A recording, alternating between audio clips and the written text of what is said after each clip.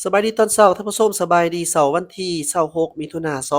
2025เช้ามื้อนี้เฮามาเบิ่งผลสำเร็จเวียกงานสภาแห่งชาตินำกัน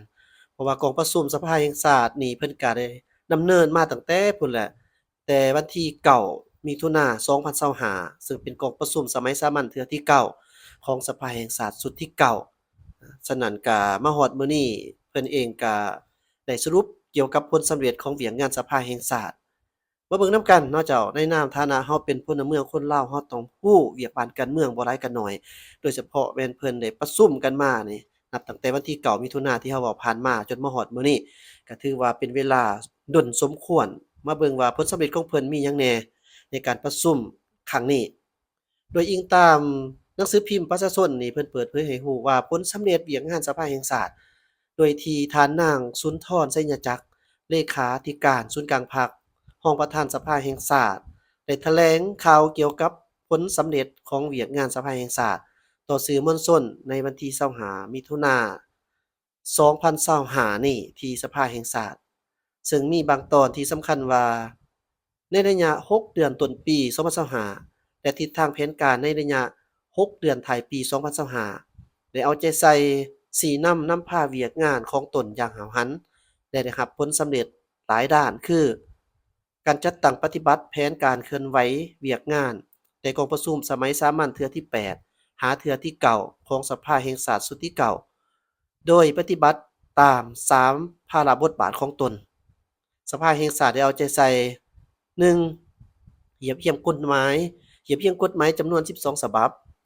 รัฐธรรมนูญแห่งสปปลาวฉบับปรับปรุงปี2025ได้เหยียบเยี่ยมกฎหมายคงเขตสภาแห่งชาติ3ฉบับ พิจารณารับรองเอาการสร้างและปรับปรุงกฎหมายจำนวน10ฉบับอยู่กองประชุมสมัยสามัญเทื่อที่9ของสภาแห่งชาติสุดที่9 2. พิจารณาตกลงปัญหาพื้นฐานของประเทศชาติในทั้งหมด18เนื้อในและออกเป็นมติกองประชุมสภาแห่งชาติจำนวน27ฉบับและมติกองประชุมคณะประจำสภาแห่งชาติจำนวน90ฉบับ 3. เอาใจใส่ปฏิบัติเวียกงานติดตามกฎกาของสภาแห่งชาติในจำนวน31ครั้งพิจารณาคำร้องขอความเป็นธรรมของประชาชนได้จำนวน76เรื่องนำส่งคำเสนอของประชาชนผ่านโทรศัพท์สายด่วนจำนวน552หัวข้อให้ภาคส่วนเกี่ยวข้องพิจารณาแก้ไข 4. ค้นคว้าสร้างและปรับปรุงนิติกรรมไต่กฎหมายของสภาแห่งชาติในจำนวน4ฉบับทิศทางแผนการเคลื่อนไหวเวียกงานแต่นี่ฮอดของประชุมสมัยสามัญเทื่อที่10ของสภาแห่งชาติสุดที่เก่าทางด้านนิติบัญญัติ 1. เทียบเคียงบรรดากฎหมายจำนวน10ฉบับที่ได้รับร้องเอาอยู่กองประชุมสมัยสามัญเทื่อที่เก่าของสภาแห่งชาติสุดที่เก่า 2. ติดตามและสุกยู่ให้รัฐบาลสรุปตีราคาการจัดตั้งปฏิบัติแผนการสร้างและปรับปรุงกฎหมาย5ปีผ่านมาแต่ปี2021มาฮอดปี2025และกะเกี่ยมแผนสร้างและปรับปรุงกฎหมายในระยะ5ปีต่อหน้าแต่ปี2026ถึงปี2030 3. ติดตามสุกยู่ภาคส่วนที่เกี่ยวข้องเพื่อค้นคว้าและจัดตั้งการประเมินถาบทามโฆษณาเผยแพร่กฎหมายของเขตเวียกงานต่างๆที่มีความจำเป็น 4. สุกยู่ภาคส่วนเกี่ยวข้องให้นำเอาบรรดาร่างกฎหมายและกฎหมายที่ประกาศใช้แล้วไปถาบทามโฆษณาเผยแพร่ให้เป้าหมายต่างๆอย่างกว้างขวางทั่วถึง 5. ค้นคว้าตีความหมายและอธิบายรัฐธรรมนูญกฎหมายนิติกรรมไต่กฎหมายและการให้สัตยาบันแก่สนธิสัญญาสากลที่สปปลาวเป็นภาคีตามการเสนอของรัฐบาลและภาคส่วนที่เกี่ยวข้องทั้งด้านการตกลงปัญหาสำคัญพื้นฐานของประเทศชาติมีคือ 1. บทรายงานการจัดตั้งปฏิบัติแผนพัฒนาเศรษฐกิจสังคมแห่งชาติแผนงบประมาณแห่งรัฐ5ปีเริ่มแต่ปี2021ถึงปี2025และประจำปี2025ของรัฐบาลติดพันกับวาระแห่งชาติว่าด้วยการแก้ไขความยุ่งยากทางด้านเศรษฐกิจการเงิน 2. รายงานแผนการกะเกียมให้แก่การเลือกตั้งสมาชิกสภาแห่งชาติชุดที่10และสมาชิกสภาประชาชนขันแขวงชุดที่3 บทรายงานผลการกวดสอบเกี่ยวกับบทสรุปขาดตัวการจัดตั้งปฏิบัติแผนงบประมาณแห่งรัฐประจำปี2024ขององค์การกวดสอบแห่งรัฐ 4. บทรายงานการจัดตั้งปฏิบัติวาระแห่งชาติว่าด้วยการแก้ไขยาเสพติดในระยะแต่ปี2024ถึงปี2025 5. บทรายงานการจัดตั้งปฏิบัติแผนการเคลื่อนไหวเวียกงานประจำปี2025ขององค์การกวดสอบแห่งรัฐและองค์การกวดกาแห่งรัฐ 6. บทรายงานการจัดตั้งปฏิบัติแผนการเคลื่อนไหวเวียกงานประจำปี2025ขององค์การอัยการประชาชนสูงสุดและศาลประชาชนสูงสุด 7. บทรายงานการจัดตั้งปฏิบัติแผนการเคลื่อนไหวเวียกงาน5ปีแต่ปี2021ถึงปี2025ประจำปี2025ของสภาแห่งชาติสุดที่เก่าในห่างทิศทางแผนการปี5ปีแต่ปี2026ถึงปี2030ของสภาแห่งชาติสุดที่10 บทรายงานผลการสรุปตีราคาการจัดตั้งปฏิบัติแผนการสร้างและปรับปรุงกฎหมาย5ปีแต่ปี2021ถึงปี2025และห่างทิศทางแผนการ5ปีแต่ปี2026ถึงปี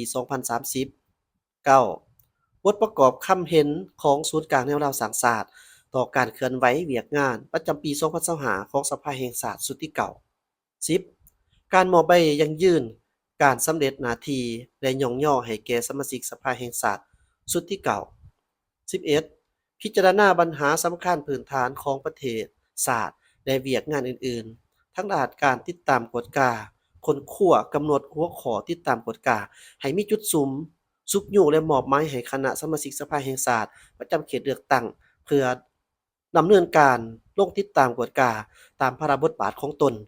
แล้วสนองข้อมูลให้คณะประจำสภาแห่งชาติบรรดากรรมาธิการของสภาแห่งชาติติดตามกฎกาผ่านกลไกการดำเนินกองประชุมร่วมระหว่างคณะประจำสภาแห่งชาติกับคณะรัฐบาลและคณะประจำสภาแห่งชาติร่วมกับภาคส่วนต่างๆพิจารณาคำร้องขอความเป็นธรรมของพลเมืองให้ถูกต้องตามกฎหมายสอดคล้องกับสภาพความเป็นจริงและมีความยุติธรรม ติดตามการแก้ไขคำเสนอของประชาชนผ่านโทรศัพท์สายด่วนส่งถึงกองประชุมสภาแห่งชาติติดตามกวดกาผลการแก้ไขตามคำเสนอของสังคมโดยผ่านศูนย์กลางแนวเราสร้างชาติเพื่อรายงานต่อกองประชุมสมัยสามัญเทื่อที่10ของสภาแห่งชาติสุดที่เก่าติดตามกวดกาการจัดตั้งปฏิบัติบรรดาโครงการร่วมมือกับต่างประเทศและสนธิสัญญาที่สปปลาวเป็นภาคี นอกนั้นก็เอาใจใส่เคลื่อนไหวเวียกงานที่ปิ่นอ้อมจัดพิมพ์ปึ้มประวัติศาสตร์แห่งการพัวพันสภาแห่งชาติลาวเวียดนามครบรอบ50ปีเนื่องในโอกาสเฉลิมฉลองวันสร้างตั้งสภาแห่งชาติครบรอบ50ปีคนขั้วและสังรวมบรรดาปึ้มนิพนธ์ต่างๆของประธานไกรสอนพรหมวิหารเพื่อสืบต่อสร้างเป็นปึ้มแนวคิดไกรสอนพรหมวิหารต่อกับโครงเขตเวียกงานสภาแห่งชาติ สภาประชาชนท้องถิ่นเข้าร่วมกองประชุมสมัชชาใหญ่รัฐสภาระหว่างชาติอาเซียนIPA ครั้งที่46ที่ประเทศมาเลเซียเข้าร่วมกองประชุมของประธานรัฐสภาโลกและประธานรัฐสภาแม่หญิงโลกที่ประเทศสวิตเซอร์แลนด์ต้อนรับคณะผู้แทนของรัฐสภาประเทศต่างๆและเข้าร่วมเฉลิมฉลองวันสำคัญต่างๆของชาติและสากล พร้อมทั้งกักเกียมให้แก่การเลือกตั้งสมาชิกสภาแห่งชาติชุดที่10และสมาชิกสภาประชาชนขันแขวงชุดที่3และเวียกงานทั้งด้านอื่นๆที่ถือว่าเป็นข่าวจากแสงจันทร์ในเมื่อใดเจ้านี่ถือว่าเป็นเวียกงานที่สรุปผลสำเร็จเวียกงานสภาแห่งชาติแต่ในนี้นี่ตามที่แอดมินได้อ่านมานี่เนาะเจ้าท่านผู้ชมเกี่ยวกับเรื่องการก่อสร้างถนนหนทางนี่รวมอยู่ในข้อเลยเนาะ รวมอยู่ในข้อที่เท่าใดในเศรษฐกิจสังคมบ่หรือว่าแนวใดเนาะอันนี้เราบ่ทันเห็นแต่ก็เราก็ยังแบบว่ายังคงคาใจหน่อยหนึ่งเนาะหรือว่าท่านผู้ชมรู้ว่าอยู่ข้อใดหรือว่าอยู่ในบอนอื่นบ่หรือว่าจั่งใดก็ช่วยคอมเมนต์ให้แอดมินรับรู้ให้เด้อเพราะว่าแอดมินจริงจังแล้วก็แอดมินก็เชื่อมั่นว่าประชาชนทั้งชาตินี่มีความสนใจหลายเกี่ยวกับเรื่องการ ก่อสร้างพื้นฐานโครงหลังของประเทศเราโดยเฉพาะแม่นถนนหนทางที่ว่าต้องการอยากได้ถนนหนทางที่ดีได้มาตรฐานเนาะแล้วเฮ็ดให้มันแน่นหนาถาวรแท้ๆสมงบประมาณนั่นน่ะเจ้าเราอยากได้แบบนี้เนาะเจ้าเนาะถนนหนทางชีวิตการเป็นอยู่หยังต่างๆนี่จำเป็นหลายแท้ๆเจ้าท่านผู้ชมถ้าหากว่าท่านผู้ชมรู้อยู่ว่าอยู่บ่อนใดจุดใดก็อนุญาตเด้อช่วยคอมเมนต์ด้วยความสร้างสรรค์ให้แอดมินรู้หน่อยเด้อเจ้าและให้กับทุกๆคนได้รู้นำกันนำขอบใจหลายๆเจ้า